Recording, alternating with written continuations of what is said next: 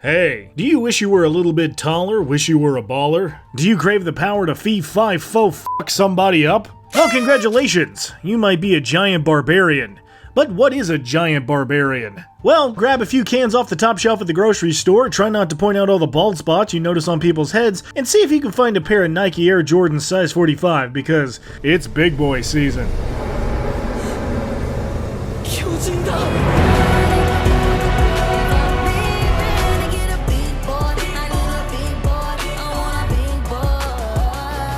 Giants. Oh man, have I been excited to talk about this one. Giants are one of those mythological creatures it seems like every ancient civilization had. From the Japanese Oni to the English cloud lovers, dating all the way back to the Gigante and Titans from ancient Greece. It looks like everybody agrees that bigger is better. And giants in the realm of D&D are no different. Inspired by a mishmash of various depictions with the Nordic idea of giant kind being the most prevalent, they hit all the hallmarks of your favorite large lads. Tall, beefy, grumpy, and packed full of strange elemental magics. But I hear you asking already, why is the DM the only one able to play with the big boy toys? I want to be a colossal hammer-swinging pain in the ass, Godzillaing my way through villages, and occasionally fetching cats out of trees? Well, buddy, you're in luck, because the path of the giant barbarian lets you live your life large and in charge. Finally, a subclass as fun and straightforward as the Barbarian itself, and as much as I think the Magic Rage Machine and the Damage Sponge are super cool, there's a real beauty to the simplicity of be big, hit good, profit. But first, do you want to spend less time planning and more time playing your favorite tabletop games? Do you need help structuring your campaign to become the ultimate D&D master? Well, World Anvil has the power to get you there. Anybody who's been on the channel a while knows just how much I love World Anvil, and their site comes with the best toolkit for any GM. World Anvil is not only compatible with all your favorite RPG systems like D&D and Pathfinder, but also works with over 40 different games or gives you the tools to write your own. Need some help mapping out your adventure? World Anvil's custom software lets you fill out and diversify your favorite locations. Did a player think they could stump you with random questions about the trading habits of various locales? Well, World Anvil's advanced tools not only help you decide how governments function, but also the history of your campaign world and how it integrates together. So, what are you waiting for? Click the link below to give World Anvil a try today, but if you want access to even more exclusive features, they also offer a premium subscription which you can get for 51% off using my code YEMBADND at checkout. Once again, that's YMBADND at checkout and get the best RPG toolkit 51% off for a year. Go forge your next adventure with World Anvil. A big huge thanks to World Anvil for sponsoring the show, and now, back to the video. What's that? You want to learn the secrets to becoming a colossal cranium-crushing kaiju? Well, to do that, you gotta be a barbarian. Barbarians are a hilarious class in D&D, because what they lack in skills and subtlety, they make up for in sheer combat potential. And while their particular style of combat may seem a little meat-headed, a good player or DM knows that a barbarian in the party can make the difference between a deadly encounter and an easy victory. Your main job in the crew is to find the bad guy dealing the most damage and just stand directly in their face. That way the sword swipes and fireballs can bounce off your impressive pectorals and stay far, far away from the squishy casters. So to help with that, you get access to giving you resistance to bludgeoning, piercing, and slashing damage as long as you're not wearing heavy armor, advantage on strength checks and saves, and adding extra damage to your melee attacks while you're losing your shit. But it wouldn't be a real brawl unless somebody lost their shirt, so to compensate you also get unarmored defense to make your AC equal to your dex and con mods when not wearing any armor. Luckily you can still sport a shield with this buff for a little extra protection, because like the ancient Celtic warriors this subclass is based on, it would not be surprising to find a barbarian heading into a fight while hanging brain. Ew! Dude! What the f***? But at second level we get Danger Sense for advantage on dex saves against traps and spells we can see, letting you brace for impact on a meaty fireball and shake off the damage. We also get Reckless Attack to give ourselves advantage on attack rolls as long as we don't mind giving all enemies advantage against us. But since we're so good at taking a hit and shrugging off the damage, that should not be a problem. But third level is here and something deep down inside has started to stir. Maybe it's just a little bit of giant's blood that has lain dormant in your family for generations until the right lunatic was able to draw it to the surface. Or maybe you watched so many Japanese monster movies growing up that it permanently altered your brain chemistry. Either way, this has unlocked a new and overly large door with Path of the Giant. This immediately gives you giant's power, so you can speak, read, and write in giant tongue, and gives you the choice of a cantrip between druidcraft and thaumaturgy. You also get the giant's havoc, so you can add your rage damage to thrown weapon attacks. And, wait, is that it? That's not... Ooh! Well, in case you haven't noticed, we also have a bit of a growth spurt anytime we go into a rage, making us a large creature and increasing our reach by 5 feet.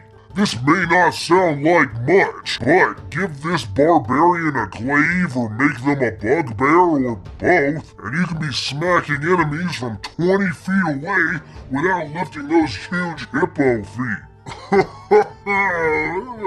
Wait, no, I want to stay a big boy.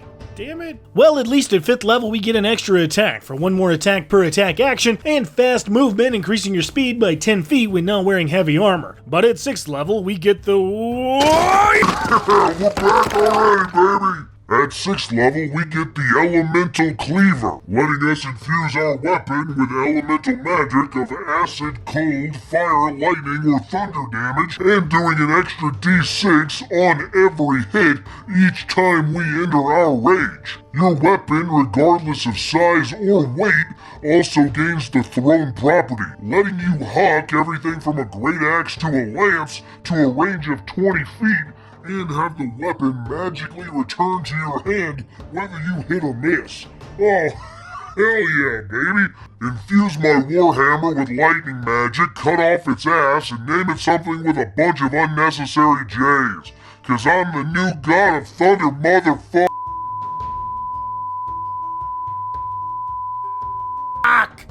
Hey, guys, can we take a quick nap? I need to recharge my rage. No time for that, we just leveled up once again, gaining Feral Instinct to give you advantage on initiative rolls and immunity to being surprised as long as the first thing you do is enter a rage. And Instinctive Pounce to move half your speed during that same bonus action so you can out-gank the gankers who tried to gank your gank. But bouncing up to level 9, we get that coveted Brutal Critical, letting us add an additional damage die on a critical hit, which increases to 2 and 3 die at levels 13 and 17. Oh buddy. But at 10th level we get another Path of the Giant ability with Mighty Impel.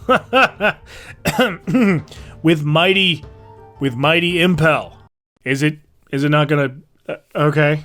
Well, with Mighty Impel, you can choose... You can choose one creature within your reach and move them to an unoccupied space within 30 feet of yourself as a bonus action. This can be used to move allies into position to better outmaneuver your opponents, or move opponents over a dangerous cliff and just drop them off the side. This will work on any willing creature or unwilling creatures that fail a strength save. So, can you use this to toss an enemy 30 feet directly in the air and have them land on your battle axe? Short answer is ask your DM, but for a table that loves the rule of cool, hell yeah you can, and it's a devastating combo. 11th level gets us... No! Can't I just...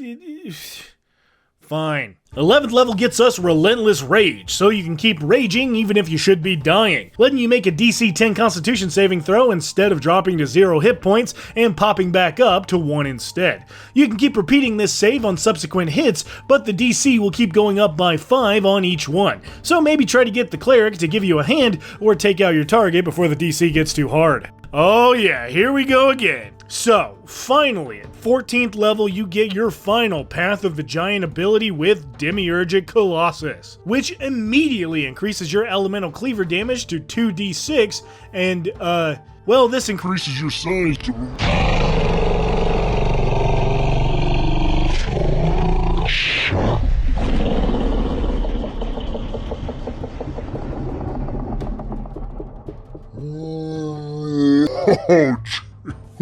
I'm lightheaded. Let's wrap up the tail end of this pretty quick. Shoo! Well, at 15th level, we get Persistent Rage, making sure the only time we exit Rage is when we want to or get knocked unconscious. Indomitable Might at 18th level, so you can never roll below your strength score on any strength check. And finally, at 20th level, we get Primal Champion, increasing our strength and constitution scores by 4 points, even breaking the ability ceiling to a max of 24, which makes sense. We do know a lot about accidentally breaking ceilings. But I hope you can see why the Giant Barbarian is a big deal. In a world where players can rewrite reality or talk to gods or create dancing illusions with their rendition of Turkey in the Straw, I think that some may forget that there are plenty of players out there who just want to hit stuff. And boy, do we hit stuff good. In fact, we might hit stuff goodest. It's hard to imagine that it took this long for the Barbarian to get a proper damage and combat focused subclass without a bunch of drawbacks, but hey, I'm just glad we got something awesome out of it. But if you can believe it, there may be even more you can do with this sub, because there's an optional rule in the DMG for monsters who are carrying oversized weapons. There's been a lot of debate on how this actually works with the Giant Barbarian and even the Rune Knight Fighter for that matter, so if you don't mind, here's my 2 cents. Is this rule meant to be used with player characters? I don't think so. If that was the case, I think it would specify the extra damage in the ability, and you already get bonuses from both subclasses and even the enlarged spell. Do I think you could make this a homebrew rule? Absolutely, and I actually think it's a pretty cool one. But here's my caveat. If you want to use an oversized weapon, you gotta go get that weapon. Not one you're holding that got big because you got big. I mean you defeat a hill giant and take his club, or cut down a tree and make one for yourself, and then figure out how to haul that big ass thing around. Then, and only then, can you do 3d12 damage die per swing. For me, I think that balances that rule, making it a difficult challenge for a low-level party, but a comfortable side adventure for a mid-level one to find the Barbarian a greatsword the size of a basketball hoop. But putting all that aside, is this subclass still worth your time? I sure think so. The Elemental Cleaver ability is so cool and is so much more intuitive than something like the Eldritch Knight that I think it's worth 6 levels just to get to that alone. But going further, Mighty Impel is amazing, giving you full control of the battlefield to get allies out of danger or put enemies in it. And it may be the closest your Barbarian ever gets to being a chess grandmaster, so just let them live it up while they can. So if you have an eternal grudge with the concept of roofs, are always the first person to know when it's about to rain, and have successfully redefined the distinction between a shower and a grower, guess what? You might be a Giant Barbarian. Hey guys, we're back! I've been excited to talk about this subclass since I heard it was being made official, and am so glad it finally won out in the poll. Speaking of polls, a new one with a new subclass will be out soon, so go to the community tab to check that out and vote on your favorites or shout out which subclass you want to see get added, and let me know what I should cover next. Finally guys, I want to let you know that I've opened up a Discord server so I can chat with all of you or get your thoughts about episodes.